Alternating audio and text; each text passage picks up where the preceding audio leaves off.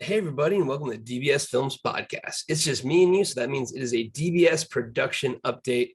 Today is July 9th, and we have some really cool updates for you guys. So the biggest one is we are growing incredibly rapidly in our Discord channel, which is why it's a perfect segue for me to go ahead and remind you that that is the place to be. That's where all the fun is. That's where we're going to have our open casting call and our auditions going on in about 2 weeks from now. So you literally have a chance to be in our movies, part of our movies, because we make movies for our fans with our fans. So I am very excited for this episode. But to give you guys a little idea, at this point in time, just last week, we had 1,723 members in the Discord channel. At this moment, let's go ahead and take a look. We now have 4,882 members in the Discord channel. So 4,882. We're looking at basically 3,150 people, or triple or double, a good double from what we originally had, just joined our community. So our size has tripled, and it is absolutely amazing. So, I've been hitting the lives on TikTok a little extra hard just to make sure that we continue going and getting all these new people joining us. But I think what the best part about it is they're literally such amazing people. So thank you to everyone who, might be listening to this for the first time, who just joined us within this week. But we had over 3,000 people join us, tripling the size of the DBS Army. And it is perfect timing because we're going into the Kickstarter, we're going into the Haunting of the Murder House, we're going into all these big things. And honestly, I have never felt so much momentum and so much positivity when it comes to these next few months for DBS. So I'm very excited. Huge shout out to everyone who helped us with that. Again, our mod team is absolutely amazing. One of the first things I said was, I'm so glad this didn't happen when we first had the Discord set up. I mean, we have it really well structured now after probably I say months, and it was only since March. So in March, we had no one, we had no Discord, and now we have 4,882 people. So it really is something where just that growth alone is wild. But over the past week, it's been 3,000. And had we had that initial growth at first, it would have just broke it. I mean, I had no clue what I was doing, but now we have a very structured system, and more importantly, an amazing mod team and an amazing community that's answering questions, welcoming people in, just being as wholesome as ever, because it really is the best community out there. So huge shout out to everyone there, but that is honestly the biggest thing. And I think we're going to continue to grow. By the time I actually release this, I'm confident we will be over 5,000. So we'll probably be at like 5,100 or something, because we got a long night of grinding ahead of us, because this is finally the momentum that we need. And again, we make movies for our fans with our fans. And the more fans we have, the more movies we make, and the more amazing people we can give an opportunity. So I am very excited, everyone, to all the super fans, to all the Carl's Club, to everyone listening to this one right now.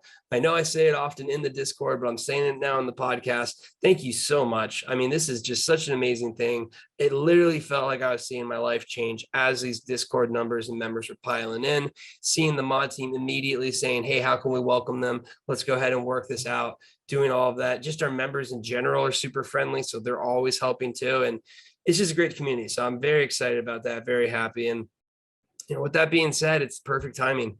As I mentioned, we are looking at wrapping up the Kickstarter. I should have a big update for everyone starting Monday, where it's like, these are the prizes, or these are the different levels. This is what's happening. This is when we're launching. This is how you can help for the Discord. And then we're trying to launch basically a week after that. So I think we're looking at like the 20th now for the Kickstarter, but we're going to be kickstarting for 3 weeks. So a pretty short campaign. And I think it's going to be a great way. What we're doing is we're saying we're promoting the Haunting of the Murder House. And that's exactly what we're doing. So all the funds that we raise are going to be used for Facebook ads, for theater releases. So we want to basically rent out theaters for super fans to go see, just for different marketing avenues. And then a good 60% of it's just going to be fees and merch stuff. So we really want to get our super fans. You are going to get early access. So we're going to have a whole bunch of early access for super fans to get it right as soon as it goes live. And then once that runs out, what's going to happen is it's going to open to the public at a higher price. It's supposed to be just really high quality shirts. I know I have one of the shirts from the companies that's local that does it.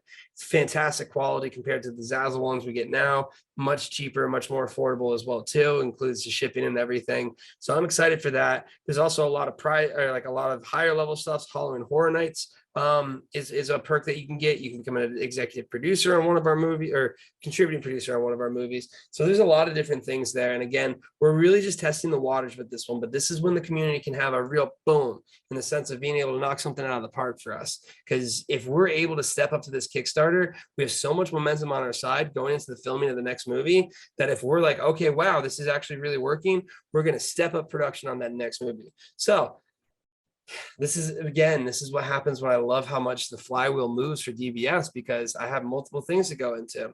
Not only can I talk about us finishing the new script for Into the Forest 2.0, but the Haunting of the Murder House itself is cleaning up in festivals. So it's doing a great job. It got its first best feature win, which is absolutely amazing to see. It's in a ton of festivals. We're going to continue to look at adding more and more, and we're going to continue to keep going out to them as much as we can and getting our super fans out there with us. So we're looking for a fun festival tour with Mo. He's going to go on the road. He's going to do some work, and all the numbers and everything we're getting back is that, Mo's really going to do a good job. Our distributor is locking down the deal for it. We're targeting Tubi right away. We're targeting Amazon, TVOD. We have to pay for it, but they're basically looking at it. And if we can get enough reviews and ratings right off the bat for the Haunting of the Murder House, then we're able to go ahead and get it on SVOD, which is Amazon Prime for free. So guess what? Day one, DBS Discord, let's go, baby. We're going to push it. And this is, again, the power of everything we see. So that's the Haunted the Murder House. Well, we're doing the Shapeshifter editing. We're getting through those rough cuts. Not too much of an update there, but I finally got Brendan to admit that it's the best movie that we've made.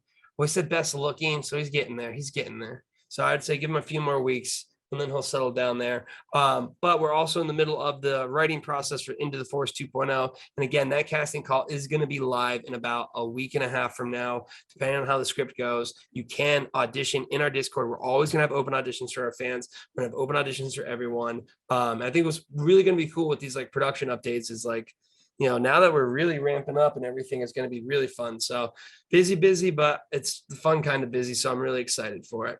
So that being said, let's go ahead as always, and let's read the Discord questions for us. So question number one is from Jordy, and Jordy is absolutely amazing. She is just such an amazing part of our community. She hopped right in. She's already super fan level 2, and she's just such a fun person. And I mean, I feel like I could say that about pretty much everyone, but it's so true how awesome the people are that we have. Her question is, when was the first time you realized that being in the film industry was something you wanted to do with your life? And was there something or someone that inspired you? So I feel like our path is a little bit different in the sense that we knew, like, both me and my brother kind of enjoyed like films and storytelling, and like I always just had like a mind that was just wired for like telling stories and things ever since I could remember. And I ended up doing film in high school. And then I went into college. I won my high school film festival, so that's a good fun fact about me. But shout out to Carl Boehm out there for being the best film teacher. So I'd say he definitely was an inspiration in the sense of getting to the point where I actually made a movie. Plus, it was really cool watching movies with him. That was also a really good time too. So I would say that being cool and that fun experience of film. But really what ended up happening is when I got to college, I decided not to go into film for UCF. It wasn't really a film school. So you would just be learning film at a normal college. And like, I was just kind of like, I don't know if it's going to be worth it. So I went down the business route, did a whole bunch of stuff there, and then eventually started my own business in the sense of having a marketing company. But this was after years of working with my brother when I was working for a different job, because basically he started a publishing book company. And then he got approached by Amazon. And essentially Amazon was like, hey, we want to look at doing film. So that basically guaranteed him a return on it. So he's like, hey, this is a business. I've always wanted to do this. This is an opportunity for us to do it at a low scale and see if we can do it. And that's the difference. I think when people are like, what inspires you and like what does all of that stuff, they're kind of expecting for like, I threw everything at it.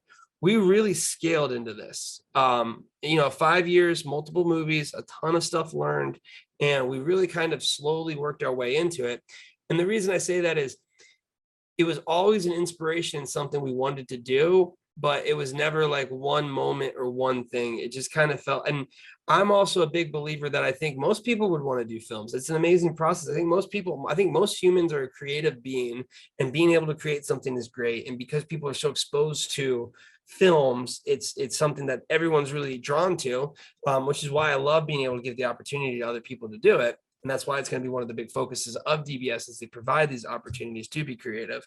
But I think the downside is it's so much harder than anyone can ever possibly imagine. And on top of that, it's so hard to make money. Like it's so like I've never seen an industry where I think people have such a wrong misconception about it. I mean, if you ask people to think it's really easy to make a movie, and even me, had you asked me, before these movies, hey, Kellen, we're going to make a movie. Oh, I could make a movie. I would totally say that same thing, like not even knowing how difficult it is now. So that applies to me. It applied to everyone. But with that being said, people think, oh, wow, it's going to be super easy. And then, they know about the multi-million-dollar movies and everything. So it's kind of this misconception. But thankfully, because we've been able to scale into it, I think that's why we're seeing that success. So kind of a long answer there, but it's always hard because it's a question we get asked a lot. And it's never like, I don't think I might come up with a quick little snippet, because I think I am going to keep getting inspired by it, but it's just always kind of been something. It's not like I watched a movie and I was like, oh, I want to make movies. I just always have been kind of creative in that mindset. So that's just, at least for me. So Sparkle asks, what would you want to do if it was not in film? And honestly, it would just be not work. I mean, in my opinion, I think dream job is kind of like a toxic term, because like I would much rather just do things. Like I'd much rather just go places and learn hobbies and skills and things.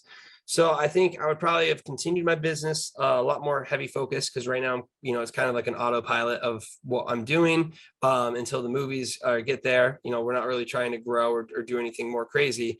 But with that being said, it is something where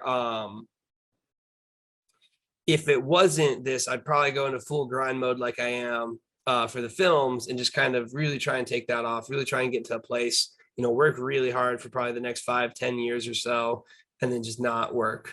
That would be my goal. Would I achieve it? I have no clue. But I would basically try and get there by any means necessary. So it would most likely be, I mean, I say that now and I'm already it'd probably be in marketing just because of what I have, but yeah, it'd be in marketing, because I mean, I would still use the skills even if I didn't have the videographer. That's still what my expertise were. So probably something like that. Maybe I'd probably start my own business. I've always looked at starting a business. Like I think I could just run whatever the product is. I think I could run a tight ship, and if I had a good team, I think I could succeed in it, and I'd learn what businesses were good. So I'd probably start an additional business or something like that, but really just kind of grind until I couldn't have to work. Last question is from June, and June asked, would you ever consider a big zombie movie to incorporate a bunch of fans cast as a zombie mod? 1,000,000%. I've mentioned it a few times on the lives, but that's going to be a fun one. I'm going to try and do at least once a year a mob movie, whether it's just a riot, an army, or whatever it might be, just so we can get a whole bunch of super fans there. Because I think that's such a great way for the whole community to be out there, make it a giant event. You know what I mean? It'd be like a 2-day super fun event where you get to meet everyone. It's zombies. I'd have so much fun with it. That would be, yes, 1,000,000%. And then your second question, do you have any place anywhere in the world that is specifically inspired to shoot to film in? And if so, what kind of movie? What would be really cool would be a DBS vacation to cast of a movie and shoot the movie somewhere exotic to have a little vacation down there too. That's an amazing idea. First off, that's an absolutely amazing idea. I didn't even think of that, but that's fantastic. And I love that idea, especially if it's just for a few scenes of the movie. We could always do it as a retreat. That's also a super fans event. Oh, amazing, amazing, amazing. I haven't really thought of that because that's so far out of our budget for now. But again, our budget could scale really quickly, especially if it follows the growth of our Discord and whatnot. So with that being said, I don't quite, I never quite thought of that, but I think that's great. Same thing is there a place you aspire to film? Honestly, right now, no. I just, I mean, mountains, maybe. I